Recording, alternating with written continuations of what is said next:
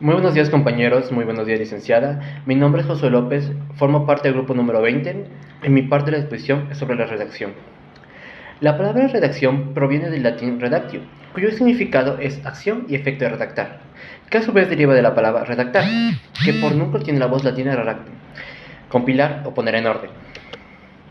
La redacción es un proceso de escritura por el medio del cual se compila una serie de ideas y se las pone en orden en un texto, distinguiendo y jerarquizando las ideas principales y las ideas secundarias. De esta manera se produce una secuencia lógica caracterizada por la coherencia y la cohesión. ¿Qué quiero decir con esto? En el futuro carrera que nosotros seguimos como futuros abogados, debemos tener en cuenta de que nosotros tenemos que realizar los escritos de la mejor manera posible, con una coherencia lógica para que tengan validez y no sean tomados a chiste. Muchas gracias. A continuación, mi compañero. Buenas tardes compañeros, mi nombre es Jorge Lozada. Definición de la redacción jurídica. Es el conjunto de escritos que presentan los abogados utilizando terminología adecuada. Estos escritos deben redactarse de manera correcta, lo cual significa que no basta con que se presente con buena ortografía, sino que además deben estar argumentados tomando como base las leyes vigentes. Se deben tomar conciencia que la escritura debe ser el reflejo de un correcto pensamiento. Plasmar la terminología correcta no siempre resulta sencillo. Para ello hay que leer, estudiar y sobre todo practicar.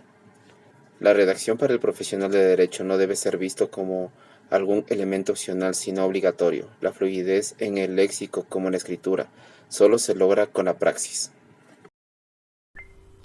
Saludos, estimada magíster y compañeros. Mi nombre es Ariana Mier, perteneciente al grupo 20, y mi tema es saber redactar un problema de siempre.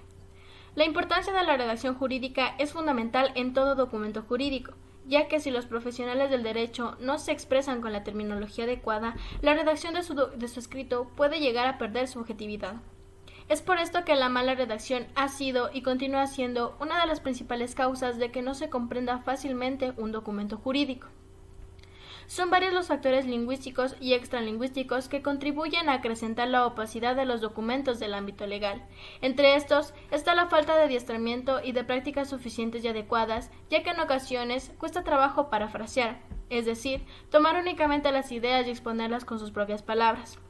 Otro factor son las complicaciones con el léxico de los escritos, al utilizar términos incomprensibles para los lectores. De igual forma, los problemas de sintaxis, semántica y ortografía en cuanto al orden, significado y uso correcto de las reglas gramaticales de las letras y signos de puntuación es otro factor. Por último, la poca importancia de los signos de puntuación se da generalmente debido a que uno se acaba de entender la función de cada uno de ellos, en particular el uso de la coma, el punto y coma, las comillas, los paréntesis, entre otros. Muchos abogados no le dan la debida importancia a los aspectos de forma de un documento, pero si éste no se presenta bien redactado, perderá sentido, se dificultará su lectura o no se podrá comprender las cuestiones de fondo. Muchas gracias. Magíster compañeros, muy buenas noches. Mi nombre es Edwin Hacho y yo les voy a hablar sobre la eficacia de la redacción. En este punto se desea lograr que el lector comprenda el mensaje o las ideas que se exponen en un documento. Esto juega un papel de gran importancia en el ámbito legal o jurídico, ya que los abogados nos vemos en la obligación, queramos o no, debemos aprender a redactar de una manera adecuada para que el mensaje sea claro. Esto es lo más importante en esta profesión. El orden de las palabras y la manera como se escriben constituyen piezas fundamentales de la redacción. Existen dos propiedades muy importantes al momento de redactar. Se dice que debe tener coherencia y cohesión. ¿A qué nos referimos con coherencia? La coherencia es una propiedad textual por la cual los enunciados que forman un texto se refieren a la misma realidad, secuencia estructurada de palabras que se ordenan y generan al texto comunicando un significado completo. La cohesión es la propiedad por la cual los enunciados de un texto se relacionan correctamente desde un punto de vista léxico y gramatical. Se pone de manifiesto por medio de diversos procedimientos. Atienden a las palabras y sus significados, empleando recursos morfosintácticos. Entonces decimos que la redacción es muy importante para emitir un mensaje correcto. Gracias compañeros. A continuación, mi compañero. Un cordial saludo, magíster y compañeros. El tema que voy a hablar hoy es las recomendaciones generales para una óptima redacción. Según las manifestaciones de la cultura, para lograr una redacción óptima en el ámbito jurídico y del desarrollo humano, no es una tarea fácil, pues se encuentra plagada de dificultades. Tenemos partes que se deben considerar. 1. Identificar las ideas principales y secundarias. 2. Elaborar un esquema para ordenar según su importancia. 3. Ordenar. El orden de una oración es importante porque de lo contrario resultaría carente de sentido. Tenemos también las principales recomendaciones para lograr una óptima redacción. Despierte el interés de su interlocutor. B. Refiérase siempre a los hechos concretos y creíbles. C. Use el lenguaje apropiado. D. Mantenga siempre el orden de información en sus escritos. E. Si quiere aprender a escribir bien, primero debe aprender a leer bien. F. Comprenda que el esfuerzo que usted despliega en la redacción no es una labor fastidiosa, sino el verdadero camino para mejorar sus conocimientos de las cosas. G. Considere las exigencias del vocabulario, la sintaxis y la morfología, etc., no como escollos, sino como medios para desarrollar su personalidad y enriquecer su intelecto. H. Emprenda con entusiasmo el trabajo de corrección, a menudo temerariamente eludido, que para usted ya no será pulir lo ya expresado, sino complementarlo y culminarlo. Hasta aquí mi intervención, Magíster. Muchas gracias. Magíster, buenas noches. Mi nombre es Edison Quina Luisa. A mí me ha tocado hablar sobre el lenguaje jurídico. Definición. El lenguaje jurídico es un conjunto de términos y expresiones que denotan principios, preceptos y reglas a que están sometidas las relaciones humanas en toda la sociedad civilizada. Es aquel lenguaje que utilizan los abogados y jueces en el texto que ampara la vida social de las personas y por ello están relacionadas con alguno de los 3 poderes del Estado. Vamos a enunciar los poderes del Estado. El poder legislativo tiene la capacidad para elaborar leyes que regulan la convivencia y protegen los intereses de los individuos y grupos sociales. El poder judicial es el encargado de sancionar el incumplimiento de las normas comunitarias. El poder ejecutivo le corresponde gestionar el bien común y subordinar los organismos del Estado. Nos referimos a la administración. Buenas noches. Buenas tardes, docente y compañeros. Mi nombre es Justin Luna y les voy a hablar sobre las funciones del lenguaje.